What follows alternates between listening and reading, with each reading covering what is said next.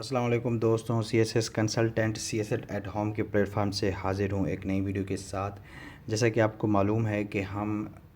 Pakistan affair کے pre partition میں political movement کو ڈسکس کر رہے ہیں، جس کا یہ لیکچر نمبر 7 ہے۔ ہم اس ویڈیو سیریز بنانے کا مقصد یہ ہے کہ آپ کو P M S C S S میں جو پری پارٹیشن کے جو کنفیوزنگ پارٹ ہے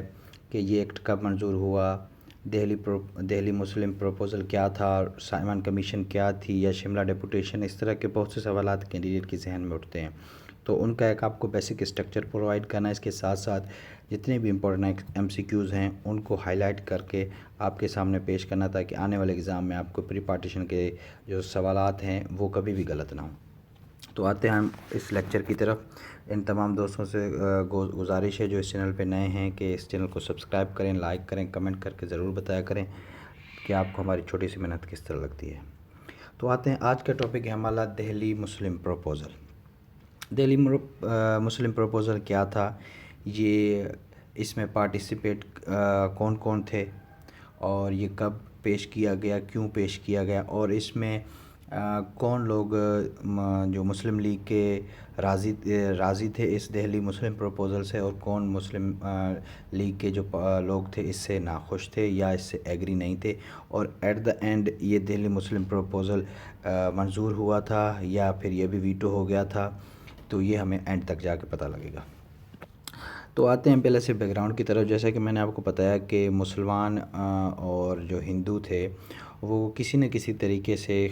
جو ہے سپریٹ الیکٹوریٹ کی بات تک متفق ہو گئے تھے، لیکن ملک کے حالات ایسے ہو گئے تھے، یا یوں کہہ لیں کہ ملک کے حالات ایسے کر دیے گئے تھے کہ وہ جو ہے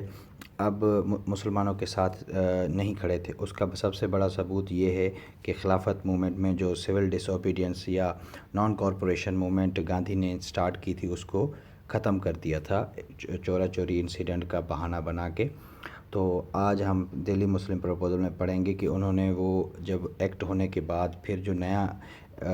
بات ان مسلمانوں اور ہندوؤں کے درمیان ہوئی وہ کون سی ہوئی تھی۔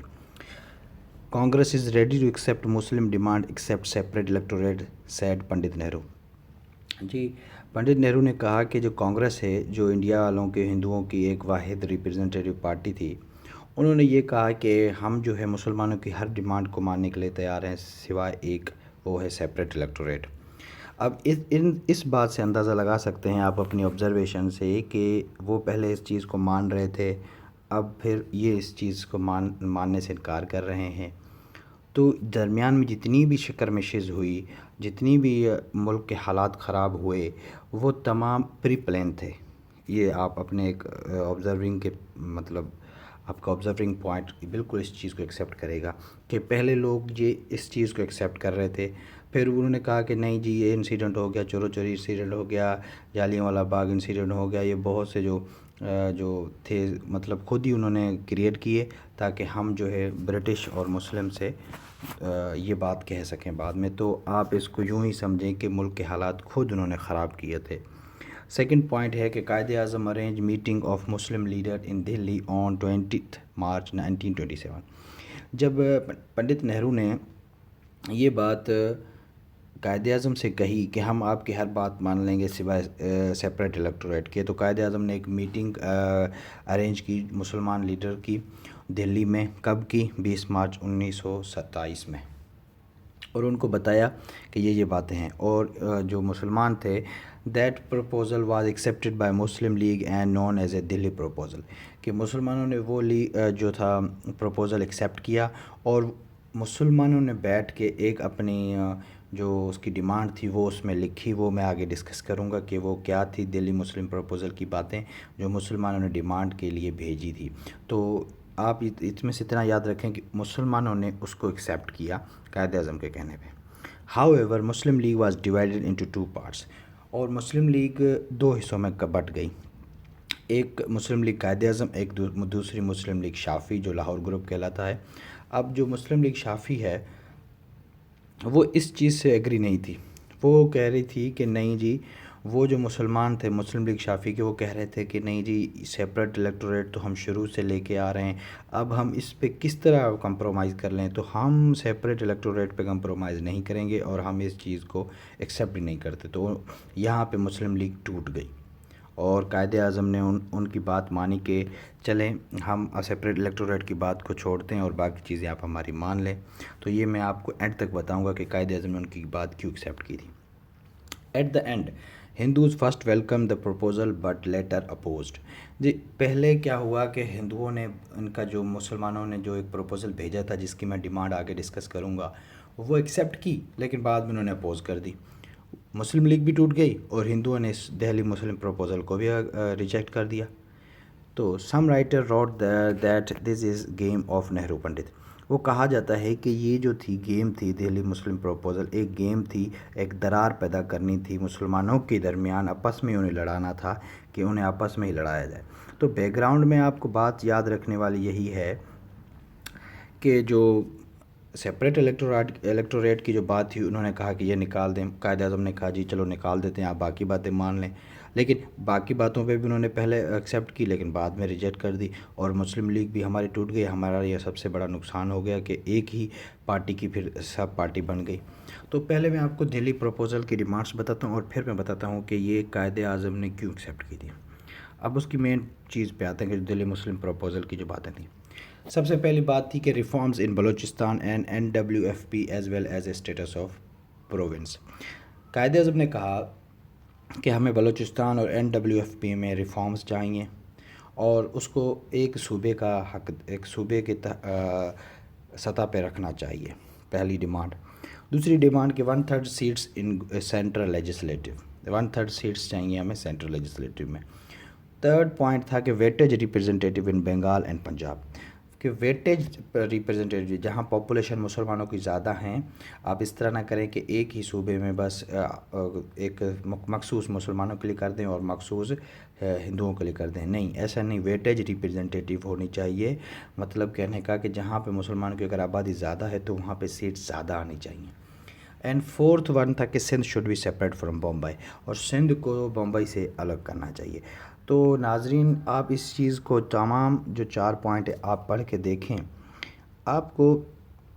یہ بات بالکل کلیئر ہو رہی ہوگی کہ اگر سیپریٹ الیکٹوریٹ کی بات نہیں، لیکن ڈیمانڈس جو قائد اعظم نے کی تھی دہلی مسلم پروپوزل میں، وہ سیپریٹ الیکٹوریٹ سے کم بھی نہیں تھی۔ اب یہ دیکھ لیں، اگر بلوچستان NWF میں ریفارم ہو جاتی اور اسے ایک صوبے کا سطح پہ لے آتے تو وہ آٹومیٹکلی آگے چل کے سیپریٹ الیکٹوریٹ کے حق میں ہو جاتے۔ دوسری بات 1/3 سینٹرل لیجسلیٹو میں، یہ بھی اچھا پوائنٹ ہے کہ جب ہمارے سینٹرل لیجسلیٹو میں 1/3 ریپرزنٹیشن آئے گی تو ہمارا بھی جو ادھر وزن ہوگا اور ہم کوئی بھی بل یا بل منظور اور نامنظور کروا سکتے ہیں۔ تھرڈ آپ بات دیکھیں کہ اب انہوں نے بات کی کہ بنگال، یہاں پہ 2 صوبے بنا دیے، یہاں پہ 1/3 ریپرزنٹیشن دے دی، ٹھیک ہے، اور تھرڈ میں انہوں نے ویٹیج کر دیا، پنجاب اور بنگال میں بھی سیٹیں بڑھانے کی بات کر دی اور سندھ کو بھی الگ کر دیا، مطلب وہ بھی ایک الگ سے صوبہ۔ تو تمام چاروں یہ جو پوائنٹس ہیں یہ قائد اعظم کی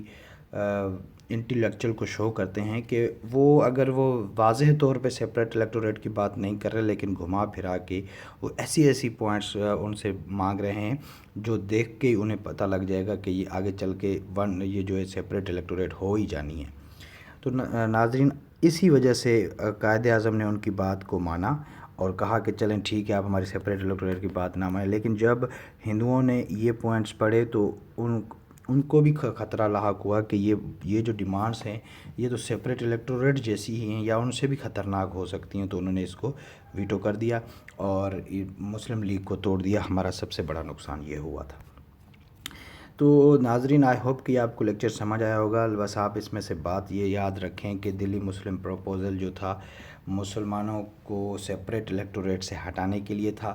اور اس پہ قائد اعظم نے ایک میٹنگ ارینج کی 20 مارچ 1927 میں، جس میں وہ ڈیمانڈس لکھی گئی دہلی پروپوزل کے نام سے، اور اس میں ہمارا نقصان یہ ہوگا کہ مسلم لیگ ٹوٹ گئی جو ایک قائد اعظم اور دوسری شافی میں ہو گئی۔ اب تھرڈ پوائنٹ یہ تھا کہ ہماری مسلم لیگ ٹوٹ گئی، اور جو اس کے جو مین پوائنٹس تھے کہ reform Balochistan and NWFP and 1/3 representation یا 1/3 سیٹس ان سینٹرل لیجسلیٹو اور weightage representation in Bengal and Punjab and Sindh should be separate from Bombay. تو یہ تمام MCQs آپ بن سکتے ہیں. یا آپ سے یہ بھی پوچھا جا سکتا ہے کہ مسلم لیگ کے جو 2 حصے ہوئے تھے ان میں سے کون سی جو پارٹی تھی